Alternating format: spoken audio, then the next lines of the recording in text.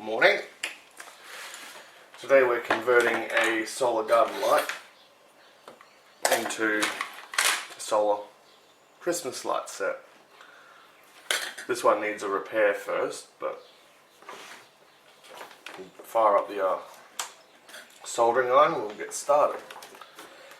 Basically, these garden lights run on a single battery.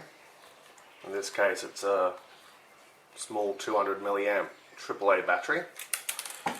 They're charged by solar cell during the day, and then at night time the circuit inside is actually a boost circuit that converts the 1.2 volts into, well, I'll give or take 3 volts to run the LEDs, because LEDs generally need 3 volts to work with. What we'll need is a source of sunlight at the moment, because this one's actually quite flat. Just make sure it works. It does. Cool. We'll also need a multimeter, and as I did before, a little screwdriver just to get into it. Now, this one here I actually have to repair first before we go anywhere, so we'll do that first up. Need to resolder this wire here onto the battery terminal because that's fallen off on me.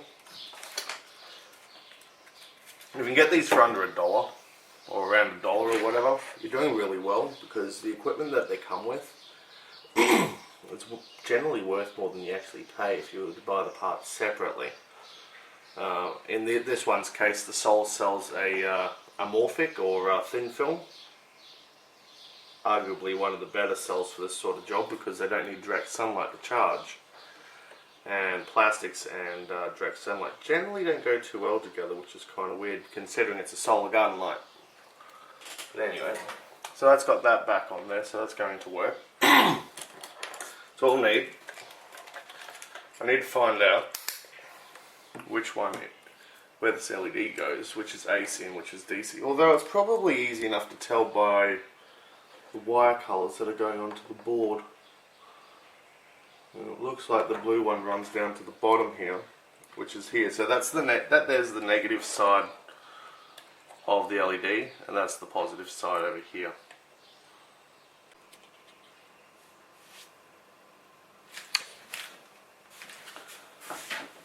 So getting a bit of power into the set of lights here. That's going a bit brighter. Now the thing is, it knows there's sun because of the way the chip works, but anyway, we'll see how this goes.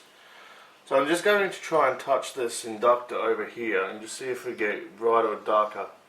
Oh yeah, see it goes up in brightness with the extra induction. So what we'll do, while we're here, what with the weather and all, is I'm going to find something to, no I'm not, I'm going to cheat. I haven't got my nippers with me. Sort of bad in the getting prepared bit, but anyway. So, like soldering in resistors, inductors like to get hot pretty quick. So, I'm going to try and do this as quickly as possible. So, just solder on that. I can just chill there for a bit. That's a bad pun. Put a little bit of solder on him. A little bit of solder on him.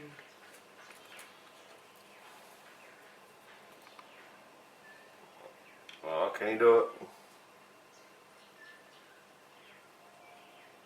A bit of solder on him.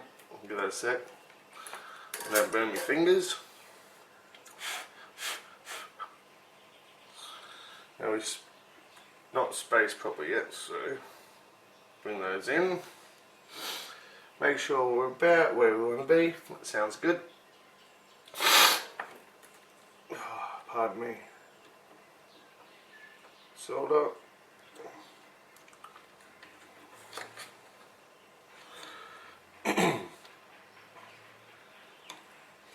Now when it comes to these inductors, the ratings basically what they're rated at is identical to the way resistors work. I'm unsure how the values work, if it's more works better or less works better in terms of size. I'm assuming it's less is better. So putting that one in parallel with the other one, that's with the factory one, has increased the amount of output this does.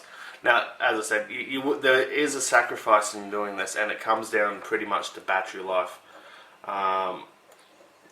But you know, I find even if you can get 3 or 4 hours out of these while they're running, that's usually enough life, really, for the effect to work. If the solar cell's actually really good, which I find some of them are, in a climate like Australia, especially I'll say in Brisbane where I am, we have, our sunlight's pretty strong, considerably speaking, which means that it's very likely that the batteries in these do overcharge a bit, but I think that's why they still use nickel cadmium batteries for solar lights where they can, or where they can get away with it, I guess. Purely because they don't seem to care as much if you abuse them. NiCad's biggest gripe really was that they don't like it when they're fully charged and you only use a small portion before recharging them again. I don't think that's an issue in garden lights, because they generally, even in crap environments, they don't seem to, even if they can charge all the way, they generally go flat pretty quick anyway, so at the end of the day it doesn't really matter so much. That is working remarkably well. That flashing is because it's got a strobe effect in it. Cool. So that's pretty much it. I'll just leave those basically dangle like that. This will go back like that. That goes in the ground, or what I usually do is strap it to a post, one of the railing posts or something like that. And then you just grab this whole string and just lay it out, and off it goes. So that's pretty much going from one LED, which is what they use in these, to 30 to 50 LEDs, all running off a little solar garden light. But they do work well, and it's a good way to use them. And it's a very simple mod. And the thing is, you can buy these. You can buy these for nicks, Bunnings in Australia generally have sales on them on a regular basis.